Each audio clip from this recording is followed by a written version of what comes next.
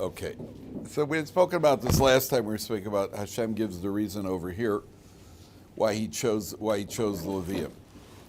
So the Torah says, "Vayedaber Hashem al Moshe lemor v'ani hinei lakachti es haLevim mitoch bnei Yisrael tachas kol bechor peter rechem bnei Yisrael." I've taken the Levium in place of all the firstborns. V'hayu li haLevim, Levim should be for me, obviously for the service. Now, take a look at Rashi for a second. Rashi says, mitoch bnei Yisrael, it's the right column, 3 lines from the bottom. Rashi says, al yedei za bechoros zachisi bahem. By means of the bechoros, I merited the Levium, as if God needs to merit them, but that's so to speak. V'lakachtim tubarasam, I took them in place of the firstborns. 738. Why? Lefi shehaisa avoda bebechoros, because the service was meant to be through the firstborns. Ukshechatu ba'egel nifsalu, when they sinned at the golden calf, they became disqualified. Levium shelo avdu avodos kochavim, the Levium who did not worship the idols, called idol worship, is called star worship. You'll find idol worship often called avodos kochavim. Nivcharu tachteim, the Levium were chosen in their place. The Levium were chosen in place of Levium, in the place of the Bechoros. So, first of all, last time we were speaking about how God gives the reason over here. He didn't give the reason earlier. And we spoke about that teaches us, last time if you remember, we were speaking about how that teaches us that everything that God tells us to do has got a reason and it's got to make sense and so on and so forth. There's another idea here, which is that, first of all, the reward for the Levium is what's called shev ve'al ta'aseh. They're being rewarded for passive observance, right? That means sometimes if a person has the opportunity to do an avera and they don't do the avera, then they're going to be rewarded for not doing the avera. If a person has an opportunity to eat non-kosher food and you're particularly hungry and it's available and nobody's watching and you don't do it, so you're rewarded for your passive restraint, right? Restraint is passive as opposed to putting on tefillin or putting up a mezuzah, which is active. So number one, you see that the tremendous reward that a person gets, a person has to remember that there's not only what you have to do, there's what we don't have to do, and not only there's what we don't have to do, there's more of what we don't have to do because there are 248 positive commands and 365 prohibitions. And so the Gemara says, for example, the Gemara says that theft and immorality are things that tempt us. And the Mishnah at the end of tractate Makos says, if for theft and immorality, right, a person is rewarded. If not eating blood, right? Anybody here tempted to eat blood? Right? We're not allowed to eat blood, and for not eating blood, we're rewarded, right? So if you're rewarded for not eating blood, which is certainly not very tempting.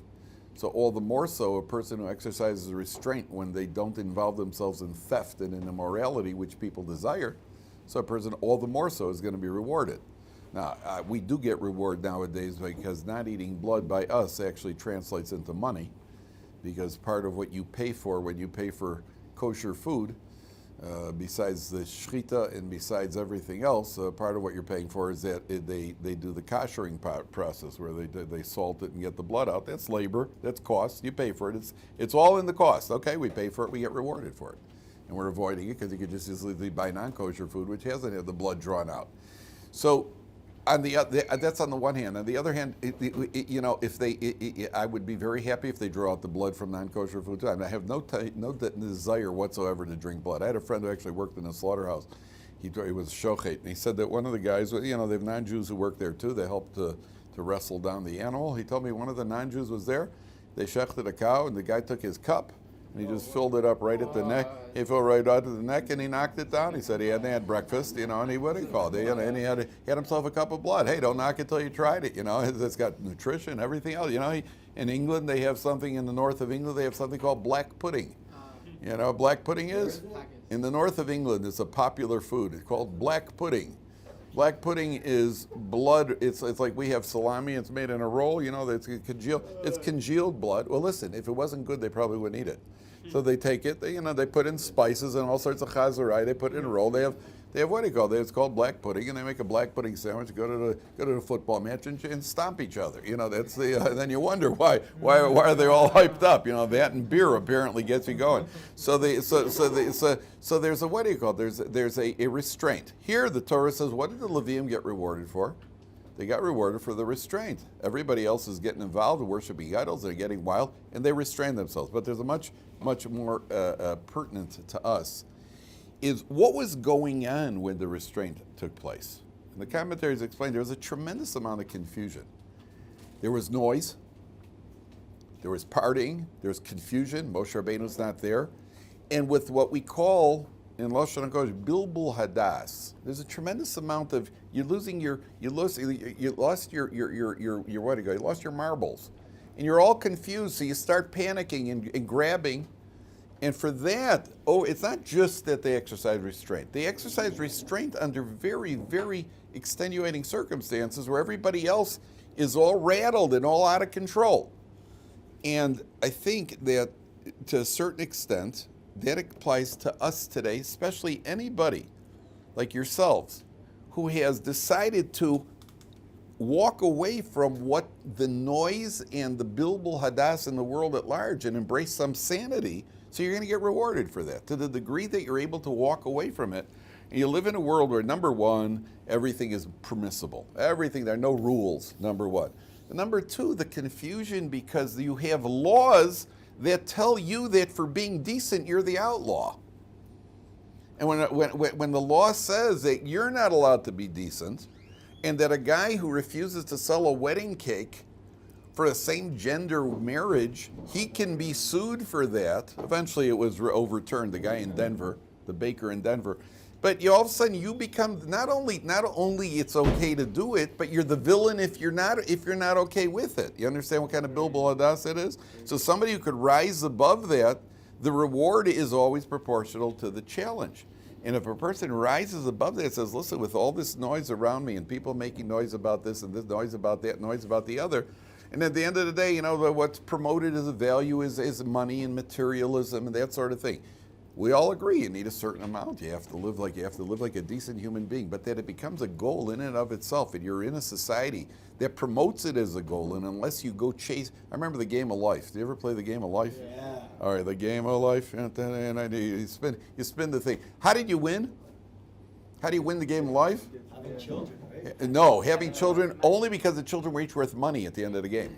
Only because the children were worth money. Selling your children was already, now we're talking, right? They made a figure, what it costs nowadays to raise a child from the age of 0 to about 18.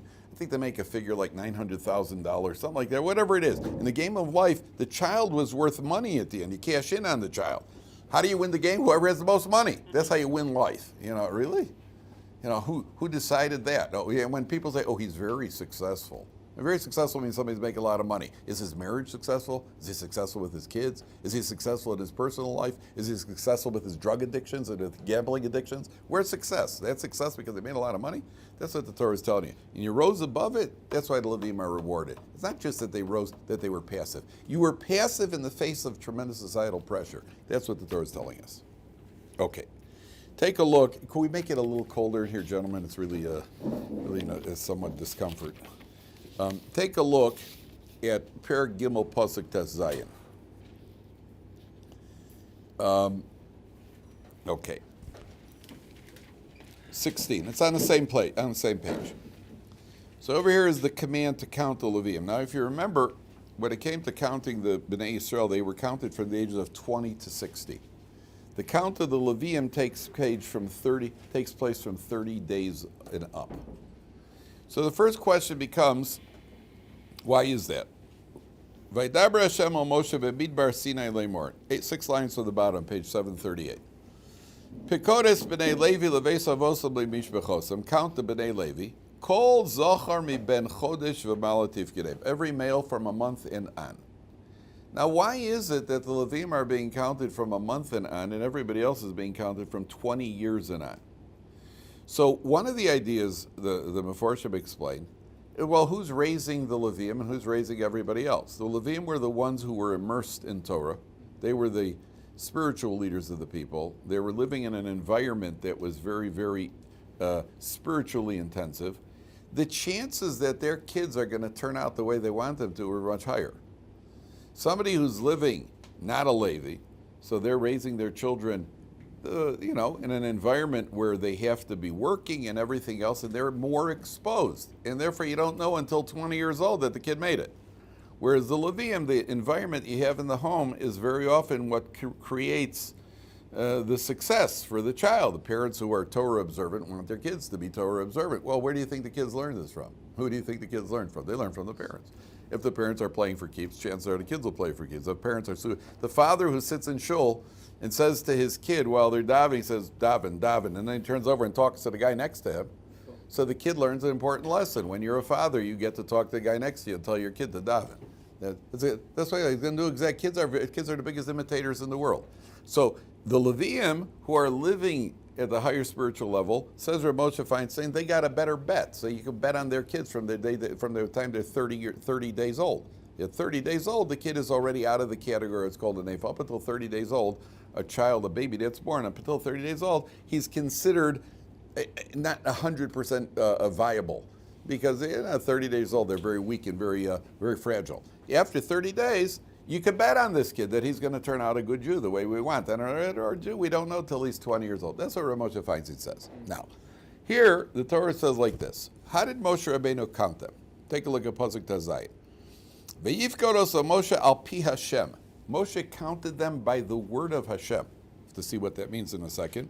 Kasher tzuva, as he was commanded. And you take a look at Rashi in Pasuk Tazayit. Rashi says al pi Hashem. It's the left column of Rashi, 4 lines from the bottom. If you find it, please show the person next to you. Al pi Hashem, Amar Moshe lifnei HaKadosh Baruch Hu. Moshe said to Hashem, Heyach ani nichnas l'socha aleim. How can I possibly go into their tents, ladas minyan yonkeim, to know how many nursing babies they have? Amar lo HaKadosh Baruch Hu, aseh ata shelcha. You do what you have to do, v'ani aseh, I'll do what I have to do. You do as much as you can, I'll do the rest. That's a life lesson. Holach Moshe ve'omar al Pesach. Moshe stood by the entrance of the tent. Ve'hashchina mekademes lefanav, and then the Shechina proceeded ahead of him. Ubas kol yotze min ha'oel, a heavenly voice came out of the tent. Ve'omeres kach ve'kach tinokos yesh b'ol zeh. This is the amount of babies in the tent. So first of all, you see a lesson over here. I mean, Moshe could have stayed right where he was, and Hashem could have given him a baskol. Hashem knew how many Levium there were, so Hashem just give him one baskol and tell him how many they are. So Hashem says, no, Moshe, you do what you can do, the maximum, which is go stand by the tent. You don't want to go into the tent? I understand. It's a private area. Maybe there are nursing mothers there. It's not sneeze. Do as much as you can. I'll do the rest. That's a life lesson. Noach built a dark. Noach built a teva. By any stretch of the imagination, I don't know if anybody knows anything about the animal kingdom, no matter how you count it, there were more possible species in the animal world that could have fit into an ark, even though it was the size of it was a football field and a half long and 4.5 stories high, massive structure. But if you start counting animals, my brother was going to be a zoologist, right? So he told me, there's no way. There's no way. And that's, by the way, there are different opinions of how you count them. Do you count dog, cat, bear, or do you count German Shepherd, Doberman, French Poodle? How do you count species? There's species and subspecies. So if you count subspecies, for sure you wouldn't even fit all the dogs in the world in there, if you count subspecies, right? But even if you don't count, in bears, there's an American bear, there's there's a bear there's a polar bear, a grizzly bear, bears all over the place, right? You wouldn't fit any one species. There's so many subspecies it wouldn't work. But even if you only count cat, dog, hippopotamus, rhinoceros, elephant, right? That way they still wouldn't fit, and you certainly wouldn't be able to fit all the food that they all consume in the course of a year. How much a bear a hungry bear eats in a day? You know how much a hippopotamus eats in a day? These are ridiculous. So the whole thing was a miracle. It was all a miracle. So why not just make the miracle and save them all? The answer is you do as much as you can do. A human being does what we can do, and then HaKadosh Baruch Hu does the rest. And that's part of going to work, gentlemen. That we go to work. I mean, those who work. I don't work, I teach. But those who go to work, Woody Allen said that. Woody Allen said, those who can't do, teach. And those who can't teach phys ed. I was a phys ed major in college, by the way. So Woody Allen would be proud. So at the end of the day, everything we do, we go to work because Hashem said go to work. But don't think that you're earning the money and your parnasa, it's still coming from Hashem. You do what you can do, and HaKadosh Baruch will do the rest. Okay. Now the question is, so why didn't Moshe Rabbeinu go into the tents over here? Why didn't he go into the tent? Okay, it could sound, it's not sneeze, who knows what's going on in the tent. So there are a couple of ideas here. Idea number one is that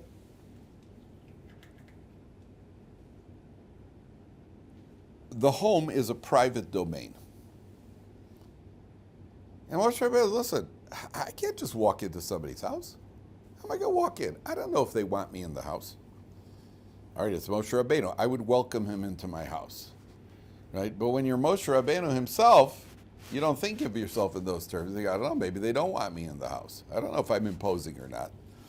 And this brings us to this other, there's another concern here in general of who do you allow into your house? And even more than that, for the sake of, sometimes there's the idea of if I could welcome in other Jews who don't know about Yiddishkeit into my house, we have a chance of being makar of them. We could, bring them closer to the fold. How do you determine that line? How do you draw that line? For the good of the cause. For the good, well, take one for the team, right? Well, how do you determine that? It's very, very tricky. And the answer is that there isn't one rule. There isn't any one rule. What that means is, I remember years ago, my kids were all little. Now most of them are married, Baruch Hashem, but at the time they were all little. And I had a shiur.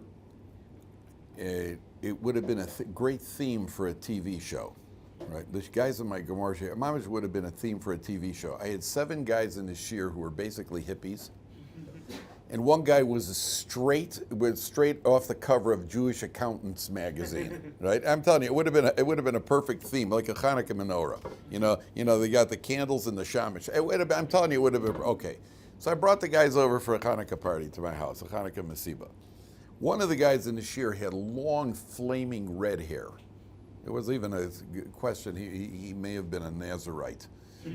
Because he vowed off of wine and what do you call it, and he wouldn't cut his hair. It was a halachic question whether he was there. And these guys, so I bring them to my house for a Hanukkah party, for a Hanukkah masiba. So one guy came with his banjo, another guy came with his, what they call the thing that you bang on the drum. It looks like drums. It looks like drums. What's it called? Something like that. The bongos or something, he came in and this guy came with a flute or whatever it was. Sometimes like that. So they come walking into the house and my kids are standing there and they're looking at them like this as they come walking and a bunch of guys with and then my 7-year-old son, who was very impressionable at the time, he takes a look, he sees this guy with the long red hair. He goes, Daddy, is that a shaitel? So it dawned on me, what are the kids seeing? They're coming into the house, and what's the impression on the kids? Okay, I have I want to be makar of them and everything else, but what about the kids? What's happening? What's the effect on the family? And it could be that you invite people to your Shabbat. It was a beautiful thing, but what if they talk about things that you don't want your kids to hear about? And what if they're dressed in a way that you don't want your family to see? There's always this balance of what you're bringing into your home, what kind of influences. The same applies today with technology. You're raising children, what's accessible to them in the home as far as technology? If they access, and if you think that you could block off your computer, right? There's an 11-year-old kid in the country, in the world, who can't get through anything you could put on your computer. Any block you could put on, they could get through. That's clear. So a person always has to consider, this is my private domain. This is my home. My first responsibility is my children. That's the first responsibility. Who do I allow into my house? What do I allow in under the circumstances? That's what the Torah is teaching over here. We want to welcome people into our homes, but there's got to be always that caution, always that the caution and precaution that we take to make sure that the benefits don't, the losses don't outweigh the gains. And that's what Moshe Rabbeinu is teaching. It's their private property. I can't go walking. Maybe they don't want me in the home right now. And therefore, a person has to know that your own home, you have to create an environment in your home which is a protective. I think the argument, well, my kids are going to leave the home anyway, and one day they're going to see it anyway. That's not an argument. So when they leave the home, they'll see it. So try to reinforce them before they see it. The fact that they're going to be doing it one day doesn't mean your teenager may start smoking one day. So you may as well let him start smoking when he's 4 years old. That's not an argument. It doesn't work. It doesn't work that way. So you try to maintain. You try to be as strong as possible for as long as possible, so at least they'll be reinforced. Okay. Now we're going to take you for a ride. Take a look at Perek Pasuk Yud Zayin. Same page, 738. We're going to take it a little deeper now. So the Torah says like this. Moshe starts counting them. 3 lines from the bottom on 738. Go for a bit of a ride. And it says, Vayifkod osam Moshe al pi Hashem. Moshe counted them, kasher tzuva. Vayiu ele b'nei Levi bishmosam. These are the sons of Levi. Gershon ukehas umerari. These are the sons of Levi. Gershon, Kehas, and Merari. Ve'elu shmos b'nei Gershon, lemishbechosam, Livni v'Shimi. Then it says the sons of Kehas. Uvnei Kehas lemishbechosam, Amram v'Yitzar, Chevron v'Uziel. And uvnei Merari lemishbechosam, Machli u'Mushi. Elei mishbechosam Levi esavosam. Now I want to show you something very important, so that you'll be later on when we get to Parshas Korach in Mirz Hashem, you'll have it all in the proper perspective. Look at the very last the very last line on 738. It says the sons of Kehas lemishbechosam. If you notice that, bottom of 738, he has 4 sons. Amram has 2 sons. What are the names of his sons? Moshe and Aaron. The Yitzhar. Now, Yitzhar has a very famous son. His son's name is Korach. Chevron, Uziel. Now, Moshe and Aaron are the sons of Abram, and they got the first 2 positions of authority. The next available position of authority should go to who? Should go to the next son, the son of Yitzhar.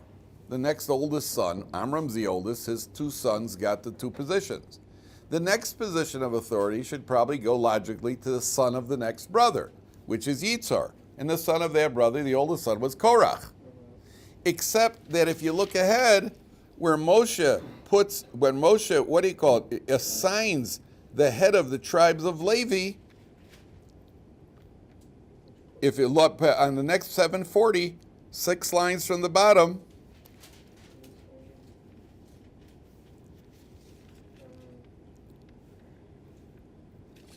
Unasi, not 6 lines from, right in the middle of the page, in the middle of the page, Pasuk Chav Tes, right in the middle of the page, Pasuk Chav Tes Lamed. Unasi base of Lemishbechos HaKehasi, the prince of the entire house of Kehas, which are these 4 main brothers, is Elitzaphan ben Uziel. Elitzaphan is the son of Uziel. Uziel, if you look back on the previous page, is the youngest of the 4 brothers. That's what rang Korach's bell. When the next appointment came to being the head, Moshe became the Moshe. Aaron was the leader. Aaron was the Kohen Gadol. Now we're going to have somebody who's the leader of the family of Kehas, which are these 4 sons. The 4 sons of Kehas are Amram, Yitzhar, Chevron, and Uziel. So who should logically get that according by Korach's logic? Him, because he's the son of Yitzhar. Moshe skips over Yitzhar and Chevron, goes to Uziel, and he names Elitzaphan ben Uziel as the head of the tribe of Kehas. Why did Moshe do that? Because Hashem said to do that. That's when Korach got upset. That's what triggered off the rebellion. Korach's rebellion is a result of, why did you skip over me? And if you skipped over me, then I resent the whole thing. That means if he would have gotten that position, none of it would have happened. Yet HaKadosh Baruch Hu said that he's more worthy than he is. Okay? Yeah. Hold for 1 second. Now, take a look at the names. Gershon, Kehas, and Merari. Yeah, what were we going to ask, Ezra? I was just going to mention that it's kind of a repeating theme in the Torah that the eldest son doesn't get what thinks he deserves and somebody else gets it by merit. Interesting, and very interesting. Where do we find this? Find it with the sons of... All the way back. All the way back. Yishmael is older than Yitzchak. Esav is older than Yaakov. Yosef is the youngest of the We brothers. also see it with Menashe. Menashe and Ephraim, Moshe and Aaron. So there is a concept. I don't know enough about it to tell you what it means. I only tell you what I've read. There is a concept of the outer peel and the inner fruit. That's what the Kabbalists mention. There's the outer peel, but the outer peel isn't as worth as much as the inner fruit. The rest of it you could go to Rabbi Bradowitz for. But I'm just telling you that's the idea. But you do see it is a repeated theme of the Torah. It is a repeated theme. So I always tried to tell that to my older brother, but somehow it didn't work out the same. It didn't work out the same way for some reason. They must have skipped a generation. You know, there's something in genetics where certain things skip once in a while. Yeah, by us it seemed to have skipped. But what do you call it? So now watch this. There are 3 periods in Jewish history. There's a period of the first Beis Hamikdash, there's a period of the second Beis Hamikdash, and there's Golus, exile. Okay, number 1. Number 2, these Levium had different assignments. One group of Levium were assigned to carry the utensils of the Beis Hamikdash, of the Mishkan, the primary utensil, of course, being the Aron Kodesh. Okay? The second group, that was the group of Kehos. Gershon was assigned the software, the curtains, and all the light things that can easily be carried. And Merari was assigned the hardware. They were assigned the beams, the poles, the heavy stuff. Okay. So one of Mefarshim explains, their 3 names represent these 3 periods. The middle name, Kehos, who's the father of Amram, the word Kehos means to gather together. The period of Jewish history where we were most together and at the pinnacle of our success was the first Beis Hamikdash. Who represents that? Kehos, the gathering together of the Jewish people. And what did they carry? They carried the utensils of the Mishkan, which number 1, right in and of itself tells you that it was the most important, most prominent. But the most prominent of all was the Aron Kodesh, and about which we're told the Aron Kodesh carried those that carried it. That means it looked like they were carrying the Aron Kodesh, but the Aron Kodesh was actually carrying them. Representing ease. And the period of the greatest ease of the Jewish people was the first Beis Hamikdash. That's what Kehos represents, and the way Kehos means to be united, to be drawn together. The second period was the second Beis Hamikdash. Now, the second Beis Hamikdash was an interesting period because on the one hand we had a Beis Hamikdash, on the other hand we were in exile. Right? We didn't have the Aron Kodesh, and for a while we were under Greek oppression. Hanukkah is called the Greek exile, even though we were in Eretz Yisrael with the Beis Hamikdash. That's the tribe of Gershon. What is the word Gershon? What is it, the root of the word Gershon? What is a ger? What does a ger mean? A stranger, a foreigner. That means we're a foreigner in a foreign land. So we don't have the ease of being carried by the Aron Kodesh. We're in a period of a semi-difficulty represented by carrying the soft materials of the Beis Hamikdash. And the third period is exile, which is the third brother, Merari. What is Merari? What's at the root of Merari? Bitter. That's the period of bitterness. And what do they carry? They carry the heaviest materials, representative of the heaviness, the difficulty, the challenge of exile. But even more, look at their sons. Look at the sons. It's amazing. It's remarkable. Look at the sons of Gershon. We said Gershon represents the second Beis Hamikdash period. Livni v'Shimi. His sons are Livni, Lev, my heart, and Shimi. 738, 2 lines to the bottom. 738, 2 lines. Livni is my heart. Shimi is hear me.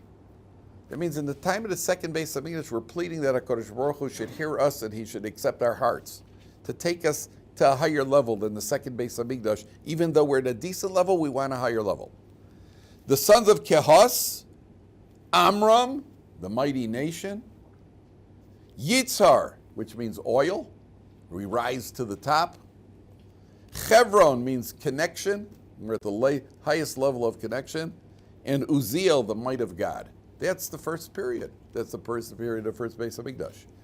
And Uvnei Merari, top is the family of Merari, bitter exile, Machli, which comes from the word Choleh, illness, and Mushi.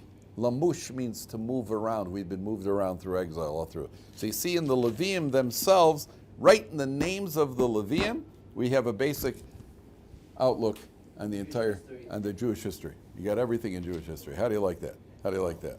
That's why what do you call it? When Noach, if you want the world history, in one pasuk, Noach had 3 sons, Shem, Cham, V'Yafes. That's world history right there. Shem are the Semites, the name. The Jewish people, God focus. Cham are those who are hot. They have the hot nature, and they're in the hot countries. And Yafes is beauty, culture is Europe. You got the whole world right over there in Noach's prediction. And one pasuk, 3 names. 3 names. And I told you many times, the names in the Torah are not just like, oh, Yafes sounds like nice. Yeah. There's a reason for that. Every single, Merari sounds bitter. Yeah, there's a reason for that. There's a reason for that. Well, this was no accident. It's not an accident. Okay. One last point. If you take a look at Pasuk Lamed Tes, it says, Kol Pekudei 742, second line from the top. Kol Pekudei Alavim Asher Pokad Moshe Ve'Aaron Al Pi Hashem Lemishbechosam Kol Zocher Mi Ben Chodesh V'Mal Shnayim Ve'Esrim Elef. 22,000 Levium. Now, if you make a calculation, the Levium from 30 days and on are 22,000. All the other tribes were counted from 20 to 60. And they were much more. From 20 to 60, there were 30,000, 50,000, 60,000, 70,000. And the Levium from 30 days and on are 22,000. Far fewer Levium. Far fewer Levium. Why is that? And not only that, the Levium are going to redeem the firstborns of the Jewish people. And the firstborns of the Jewish people, if you take a look at Pasuk Mem Gimel just for 1 second, Vayhi kol bechor. Look at Mem Gimel. Vayhi kol bechor zocher b'mispar shemos v'ben chodesh v'malif kudeyam on 742. Shnayim v'esrim elef shlosha v'shivim u'masayim. The firstborns of the rest of the Jewish people are 22,273. Now, if you calculate 600,000 people, 600,000 between the ages of 20 and 60, and the firstborns, you come up with a ratio of about 26 kids, one firstborn per 26 kids.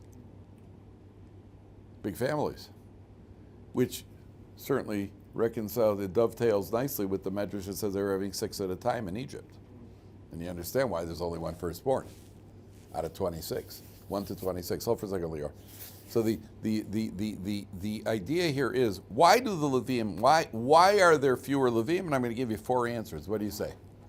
I was thinking because of Egypt, that they were in slave labor, right? And so they weren't in slave labor. And therefore they weren't as busy.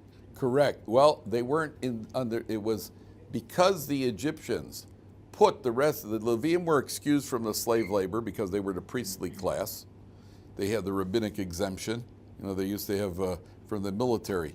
They had a divinity student exemptions from the military draft. The Levium were exempted from the service. The rest of the Jewish people were put in forced labor. And part of the idea of putting them in forced labor was to decrease, to hold down the population. So HaKadosh Baruch Hu showed them, oh, you think you're going to hold them down? Watch this. And they start having 6 at a time. Number 1. Number 2, the Egyptians started a rumor. They said, listen, if we dominated them, don't you think we dominated their wives? Yet Chazal say they didn't dominate the Jewish women. What's the proof? They were having 6 at a time. Well, God isn't going to do a miracle for a guy who commits a sin and commits adultery. So the Jewish people increased to show, number 1, you can't hold down my population, and number 2, it has nothing to do with the Egyptian fathers, the Egyptian men. They weren't violating the Jewish women.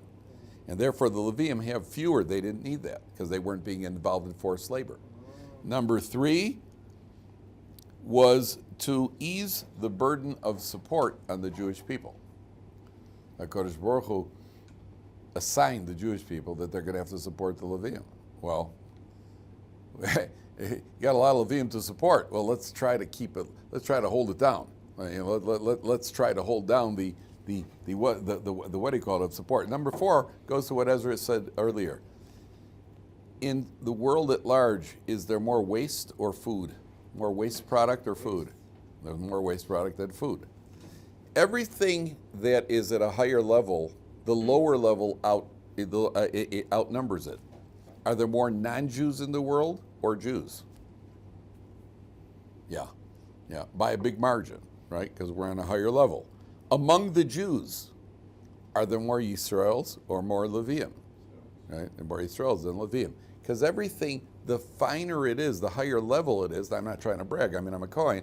But the finer it is, the higher level, I might have mentioned this in the past, the higher level it is, the fewer there are. That's always a rule in life. And therefore the Levium being the highest level of Klal Yisrael, so there are fewer Levium than everything else. It doesn't mean they're worth more on an individual level. It just means that in the service of HaKadosh Baruch Hu, they are considered on a higher level. They could go into the Mishkan and into the Beis HaMikdash for their Kohen. Remember, even among the Levium, only some are Kohanim. And even among the Kohanim, only one is a Kohen Gadol.